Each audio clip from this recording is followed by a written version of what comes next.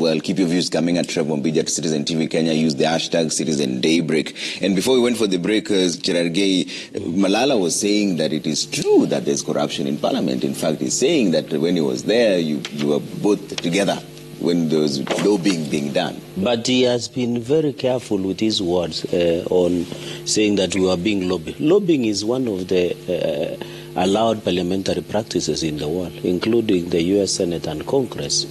Number two, when he says that I'm aware whether the senators were being given money, I'm not aware myself, because in any case I don't sit in any leadership position that I can be part of lobbying to members. You know, when you're in a leadership position or a whip, it would be easy. So those allegations that he's saying that bribes were being paid, I am not aware. The last time I remember Senator Malala, when we served in the last session, was crying on the floor of the House when we were having a discussion on the third regeneration revenue, and it is unanswered, it is on issues. So when he says that these issues that we have raised on the issue of corruption, I have not said Parliament there are elements of corruption, and that is why we have the Parliamentary Powers and Privileges Act and Section 17, by the way, Trevor. One of the penalties, if you are found of ethical misconduct, is formal warning, a reprimand, an apology, withholding and access on enjoyment of parliamentary privilege. In fact, withholding of salaries and allowances that was done to the former senator that was nominated, and finally, vacation of even the seat. So it is as serious as grave that if we will find a member of parliament with evidence of corruption, one of the penalties of Section 17 of Powers and Privileges Act Cap 6 is even for you to lose your seat. Number two, Trevor, the issues that Senator Malala is raising is very unfortunate, because I have sat in Parliament for some time. President William Ruto has never directly lobbied me as a member of the Senate, nor as a coalition.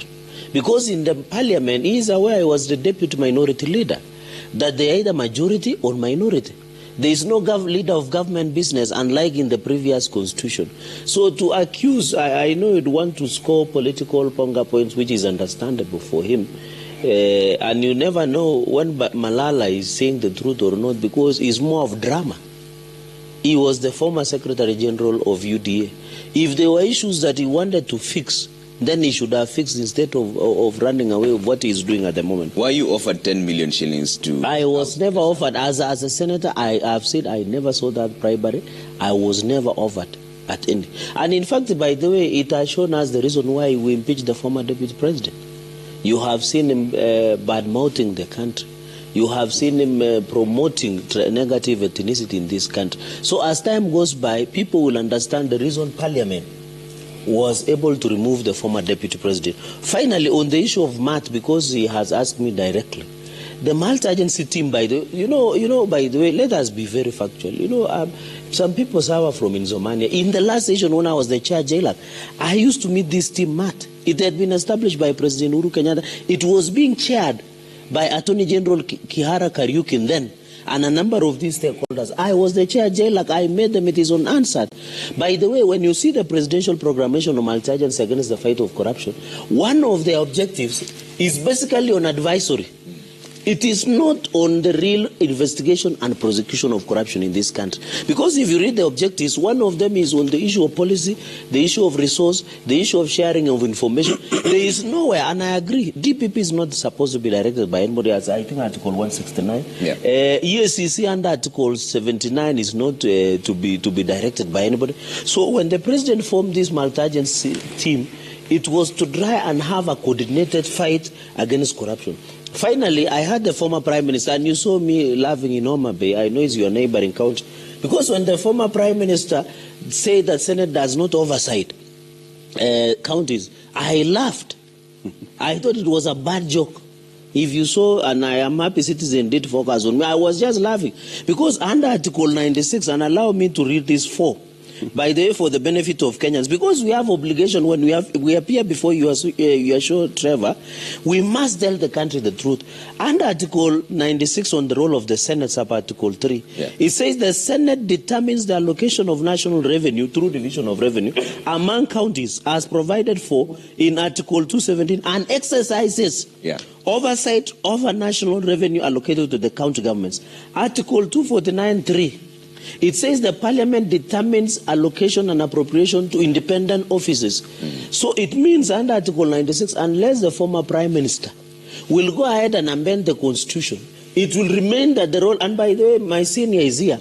The Supreme Court determine the role of us by saying primary oversight is done by the county assemblies, secondary oversight is done by parliament. You remember the Oparanya case? The Oparanya declined to appear between 2013 up to almost 2016. He went to court, the courts told him you must appear before the Senate. What am I saying in a nutshell? That the role of oversight is domicile and remains with the parliament. By the way, I have a different view on the MCAs, and I want to call upon my brother Mark. The MCAs are leaders also. The first line of defense of devolution at Mashinani are the MCAs. Even if the problems MCAs face and that is why I've been the biggest problem. Let me say two things on MCAs. One, I want to thank the president because last week in Homa Bay, he signed financial autonomy to the MCAs so that they don't rely for governor for their own expenses. Number two, we must give the MCAs ability and capacity. It's not only about education. By the way, how can you pay an MCA 86,000 and pay CEC 400,000? How can you pay a governor 1.2 million? By the way, are you aware that we are being paid, I think, 3/3 of what the president is being paid? President is paid 1.2 million. Members of parliament are paid up to between 500 to 700,000. So we must have a proper remuneration and salaries and allowances to the MCAs so that you attract the best of the best so that they can be able to oversight. So by the way, and I take a great exception, I saw the majority whip trying to demean the MCAs. That is not the way to protect devolution. Devolution is not about the governor or the MCAs. Devolution is about Kenyans. And that is why I want to tell Senator Malala or the former senator, I know the reason he's in DCP is for political survival. He won a nomination. So he should just sell his agenda without respecting all of us. But we could still say the same thing about you. The reason you are in India is because of political survival. No, but I'm elected. I'm not on the nomination. You still want to survive? No. I believe in the ideology of the UDA. Hold on for a second. Now, Mark, you know, Senator Malala is claiming that there is a reason behind this and there is graft in the House, except the president is doing this now because it's unsustainable. You had mentioned that you're reading something sinister, like an attempt to kill CDF. What do you think is the president's motive behind this renewed fight against corruption and the focus specifically on the House? Let me say first that I think where the president sits, let's be honest, there's corruption all over.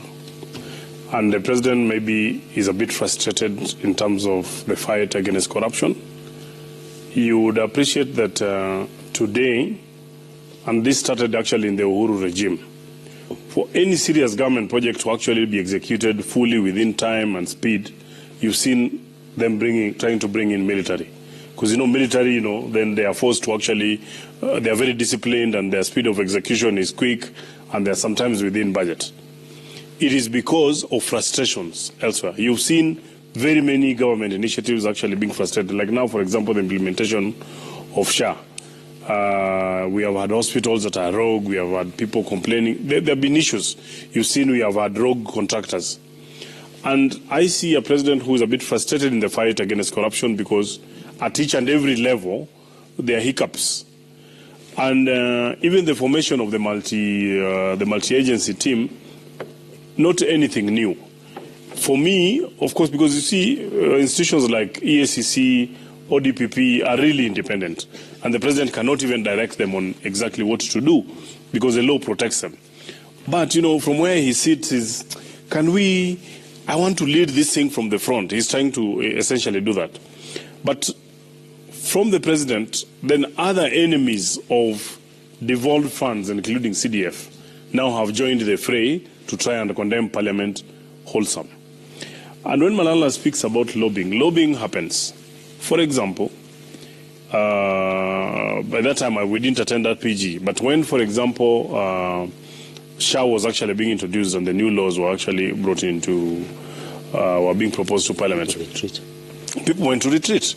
Because when the executive proposes something, it is up to them to actually ensure that members of Parliament understand what exactly they are trying to achieve. Were you given any money during this? No, we were not. But we went for a retreat. Itself was a treat, right? No, it was paid by Parliament. It was paid by Parliament. It's paid by Parliament. It was paid by Parliament. Yes, we got an allowance, but it was paid by Parliament because it's part of my work. So when you go for a retreat, then you're actually being told, this is exactly what is going to cure. It gives you an opportunity and adequate time to critique whatever proposal, legislative proposal are actually before the House. And that is actually a practice that happens all across. Yeah. Not only from the executive, including things that are touching on different sectors. If it's something around manufacturing, during public participation, an industry can say, okay, guys, when you call us before you'll only have 2 hours, we'll not. We are proposing to host you guys for a retreat. Yeah. And we are very careful.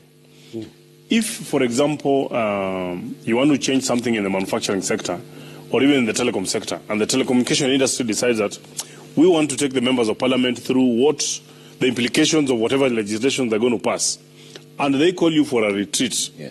Such retreats, the members of Parliament who go is actually paid by Parliament. Okay. We do not allow the industry to actually pay for you.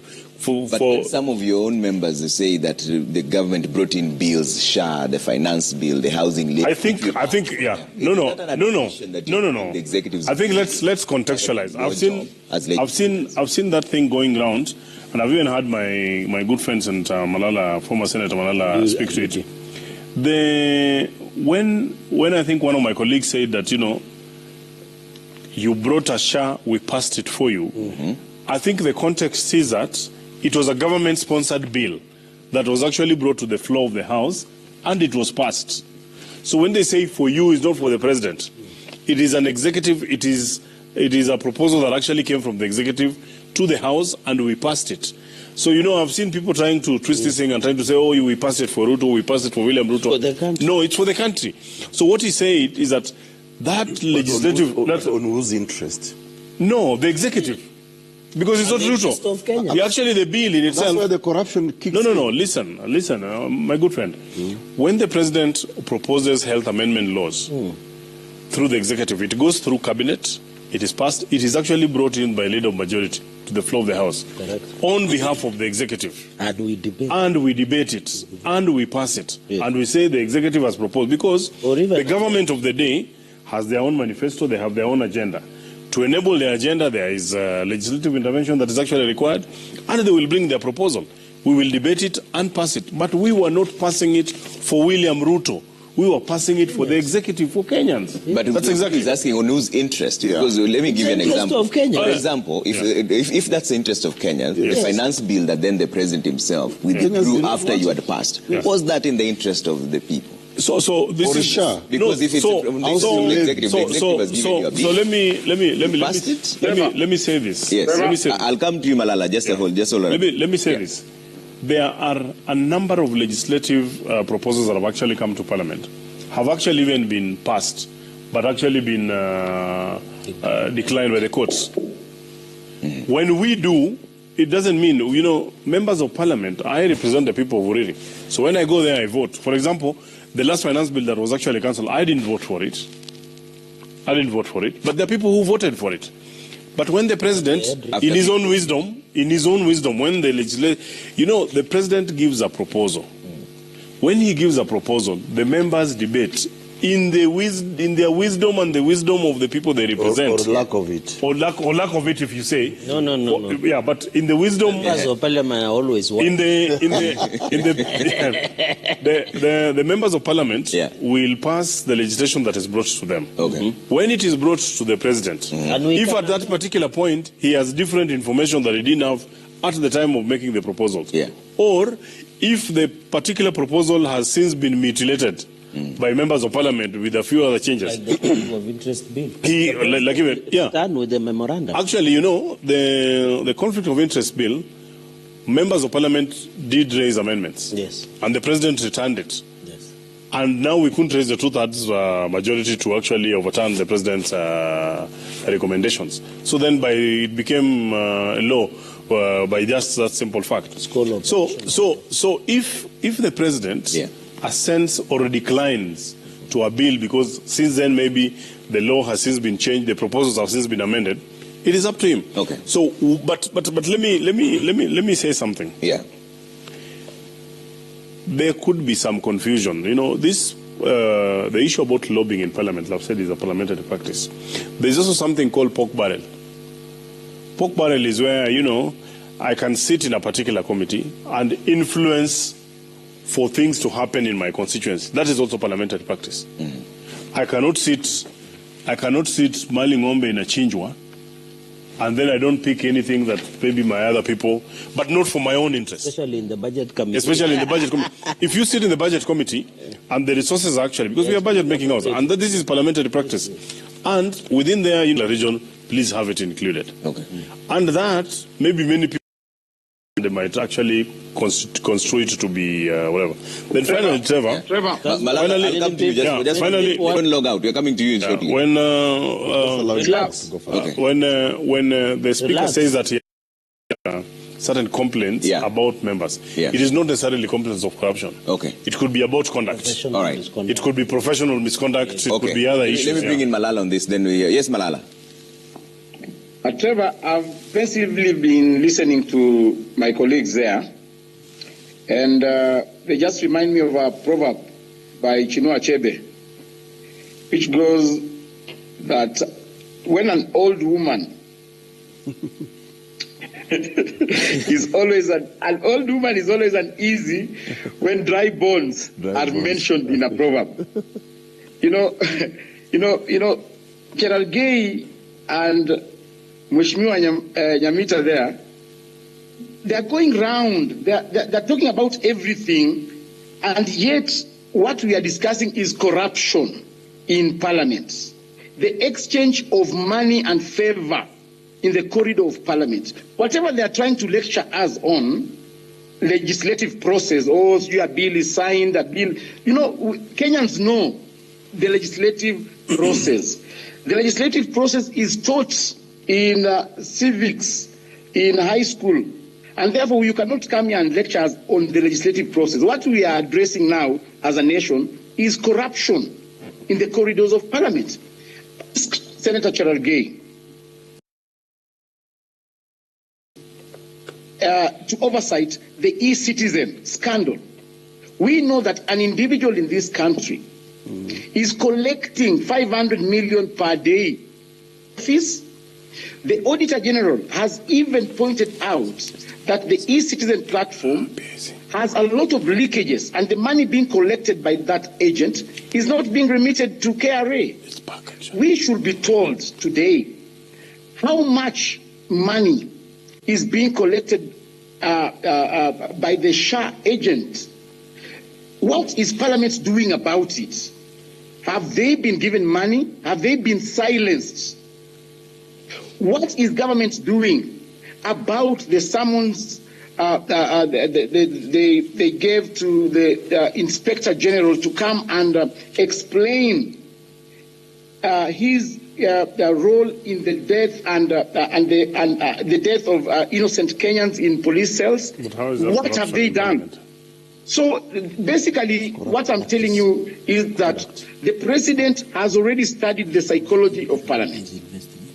They are very sure that even if the president pursues them on an issue, they must be paid.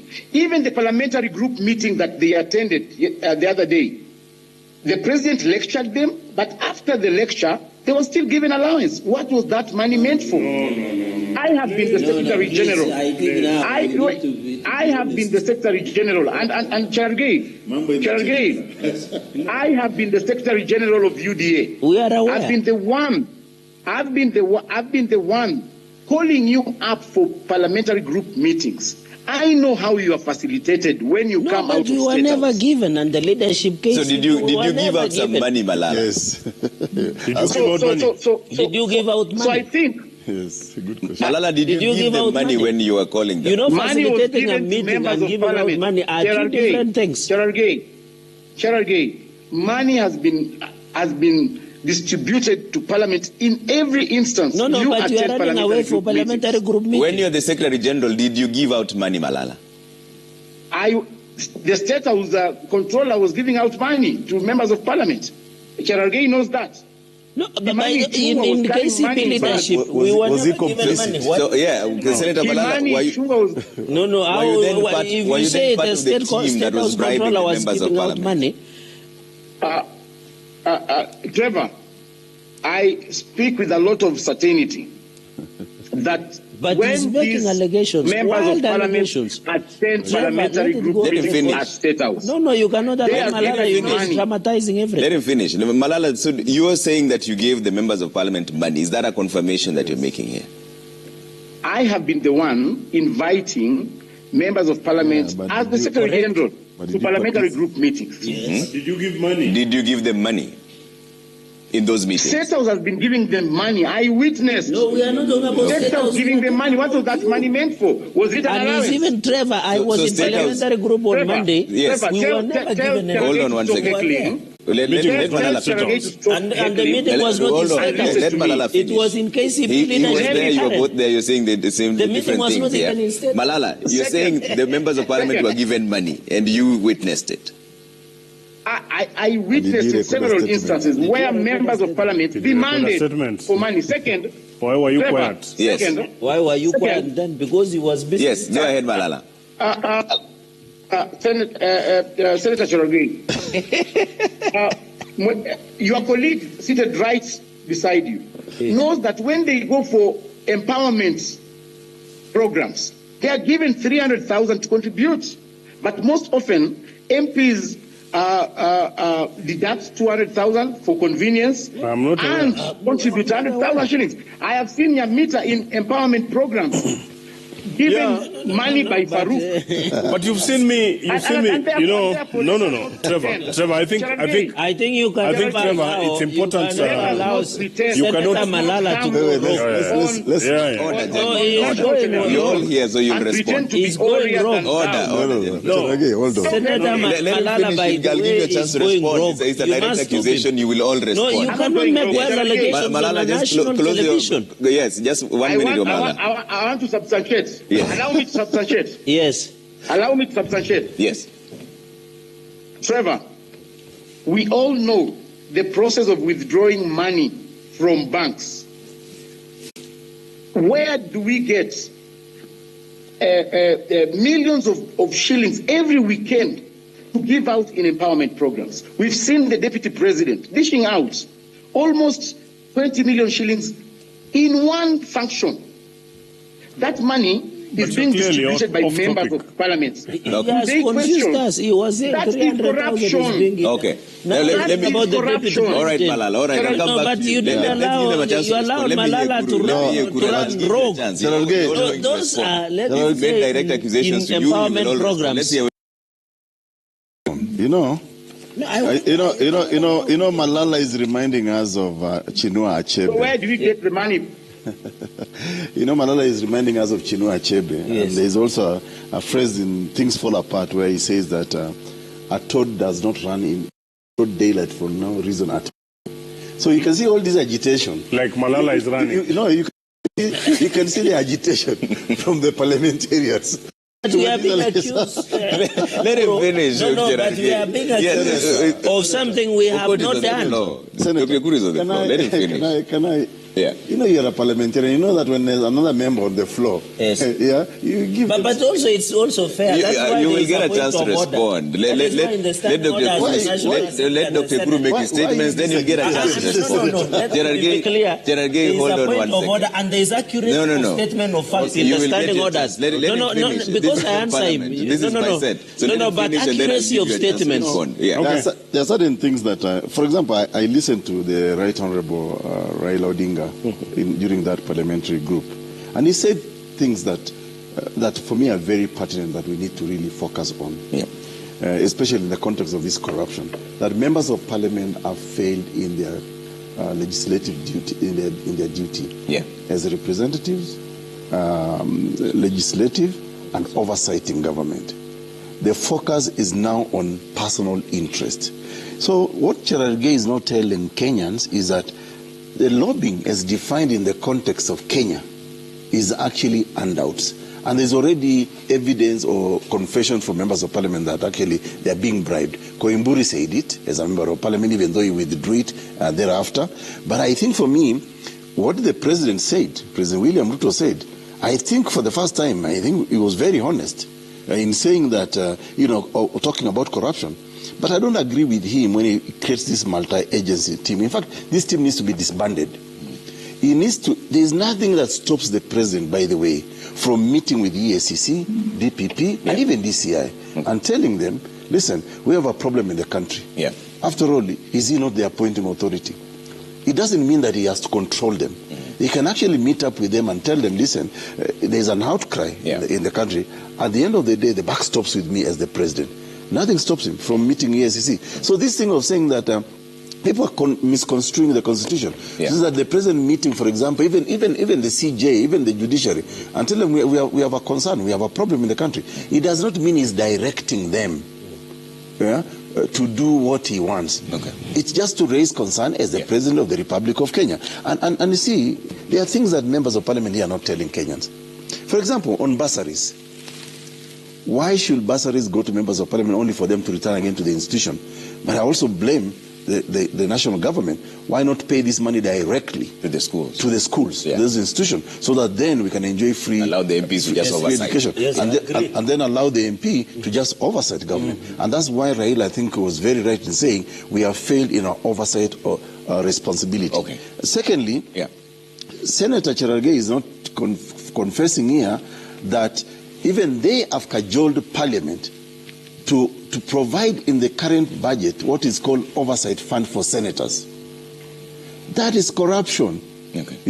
Because this is money that, when they say the oversight, I know you read Article 96 so eloquently, but the oversight fund, which is in the current, financial budget, was passed by members by Mark here, so that now the members of parliament and senators can actually be comfortable so they don't sumbua them. The MP. So for example, Give me a chance to respond to both. And Cherargei, I disagree with you. Regarding Gachagua, and I'm not holding any brief for him, he's not bad-mouthing the country. In fact, in divorce cases, in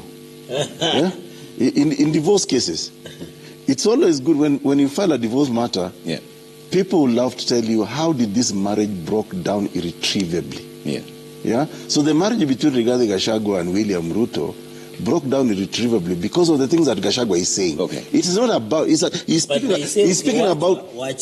about the other spouse. That this is why this spouse, this marriage is not working. Okay. It's not working. Let me hear now you can respond to Malala. And also don't mislead the country in saying that Rigathi Gachagua is bad-mouthing the country. He's bad-mouthing that association of him and William Ruto, and is actually, as a matter of fact, Trevor, Kenyans are really happy with what, not that Gachagua is a saint himself, and we are not saying that, but it's good that actually is exposing to us the rot in government, including how he is being told, go lie, do this, do that, so... you cannot... You wanted to respond to Malala. Yes. One thing, by the way, he said something about East I'm aware... Can you control Senator Malala? Malala, you are the moderator of this show. Then I'll come to you. One, I want to on issue of e-citizens investigation. The National Assembly Public Accounts Committee is investigating the matter. So let's allow the committee to make recommendations. And then you can invite us. We are not going anywhere. On the issue of Albert Ojwang and extrajudicial killings and enforced disappearance, the National Assembly Security Committee is investigating the matter. Senator Malala knows the procedure of Parliament. You must allow the procedure to happen. Even in instances, my brother has said, whenever a law, lobbying is a parliamentary practice that is allowed by law. All stakeholders. But in the Kenyan context, no, it's not about Kenyan context. Can you reign on Okuro Court? You were given some money. No, that is why I'm saying I have been the chair of JLAC. I have an advantage. I have chaired JLAC. I have been the vice chair of Senate County Public Accounts Committee. As a vice chair and the chair and a member of public accounts and a member of parliament, I have never, as a person, as the Senate, I have never received an impeachment. Did you have a member called the welfare chairman? No, but you know, every organization has welfare. That's the one. Even if when you have a problem in any organization. That member is the one that the president was saying. But that is what we want to know who that member is. But don't misuse the word, because welfare is whenever, even in parliament, when people face problems, you have lost someone, you are facing, as colleagues, we have an obligation to assist you. Even here in these Royal Media Services. So it is not, that is why I'm saying, let us allow the president also to give us further evidence and adduce evidence. And the speaker yesterday said, any person with any evidence that is accusing Senate or members of National Assembly, and I remember even your speaker said that they are willing to get that information. On the issue of the role of Parliament, I agree. And that is why you fight, many members of National Assembly fight to be members of budget. Because that is where the appropriate budget, that's the role of that's where corruption starts. And no, it's not, and that is why I'm saying, as members of parliament, we have so much power in this constitution. And I'm challenging my colleagues in parliament that we need now to exercise, because in the past there have been even allegations of budgeted corruption. There have been allegations that we lose 2 billion per month.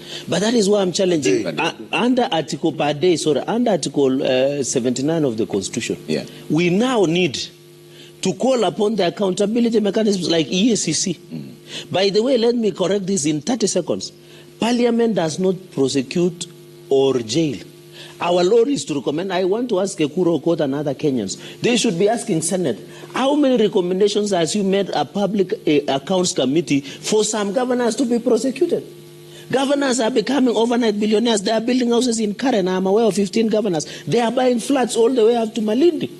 Why don't they be prosecuted? Even in my county, for example, the EACC. Why don't you mention those governors? We will name and mention them. Why? No. That is why we'll mention them. Why? For example, in my county, and that is why, and I saw Bishop Okinde discussing about corruption. He should tell us, for example, in Nandi last year, 1 year ago, they came with rat matters, took away computers, over payroll scandal. You know, Nandi spends 3.98 billion on staff wage bill. They have never arrested anybody. Here in Nairobi, we have made recommendation on the investigation of the pending bills on legal of where a law firm is owing 2 billion Kenya shillings. We have made many recommendations at Public Accounts Committee. Have you filed a complaint before this year as a lawyer? No, how can I file when I have the role? You know, when the House comes with the report, and after this I'll take a Kuro Court. Let me finish. 30 seconds. A Kuro Court, I will take it through parliamentary practice. If we have adopted and made recommendations, even in the National Assembly, that is where our role ends. All right, Mark, you are Malala, especially during this empowerment. Malala, let Mark respond. So, Senator Malala, my good friend, who we joined parliament with the last time, knows very well that even between me and him, we used to support each other in fundraisers in the last parliament. In fact, the first person who came and fundraised for my church was actually Senator Malala. I did participate. What you see, members of parliament, is that Senator Cherargei will invite me to his place. I will go and give 100,000 or 200,000. I will invite him to come. So if I have 1 million shillings, for example, if I am targeting to raise about 4 million shillings for my church, then I decide, okay, Okuro Court, you, Trevor, and things like that, I will come around for your events. I'll give 50, 100,000, 50, 100,000. The day I have my own event, I invite all of you. You come and raise for me the money. So it's normally a merry-go-round.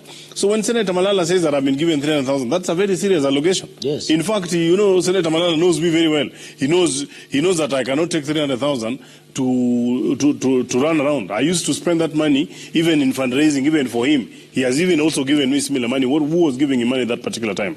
So I just want to say that the Empowerment Forums has created a bigger merry-go-round team for members of parliament. Because you see, I have, for example, now attended almost about 18 empowerment forums. And they're for my colleagues. Those 18 colleagues of mine also owe me a visit.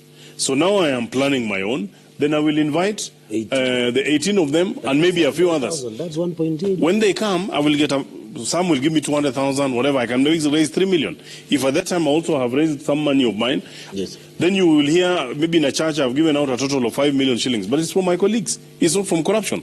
So the issue of merry-go-round, as to the source of money for each and every individual who attends those empowerment, that is for him to ask. Me, I can only talk about. That's why you will never see me give 10 million, because I can afford it. But I can afford 200,000, I can afford 300,000, that I can give on an ongoing basis. Okay. So that is just to clarify. And we have done that with Malala, even in the last whatever. On my colleague Koimburi, I mean, any Kenyan who wants to take, and with all due respect to my colleague, Koimburi serious is really a joke. Yes. And I think Malala, Malala, is a script writer. Even today we want to see the script. Let's not belittle what they said. It's a truth. It's a truth. Yes, he's a script writer. Just listen to me. Listen to But it's me. a fact that he's a script writer. Just hear me out. I'm just trying to say it. Koimburi himself, I can tell you, Koimburi himself not only spoke about the 2 million shillings. In Parliament, and I am saying it here, Koimburi in Parliament told us that how he even got himself elected. That occasionally he would go into a rally, have people and tell them, I'm going to give you money, and people queue. Then he also organizes goons to abduct him in that very whatever. Recently, he actually abducted himself. Correct. Okay. Koimburi abducted himself. But then the issue of the welfare, the issue of the welfare, the issue of the welfare. And I think when the president didn't mention it, I think the person who actually maybe gave the president a brief about the welfare chair in committees must have really misguided him. Even members of parliament, actually, let me tell you, unknown to many people, members of parliament face a lot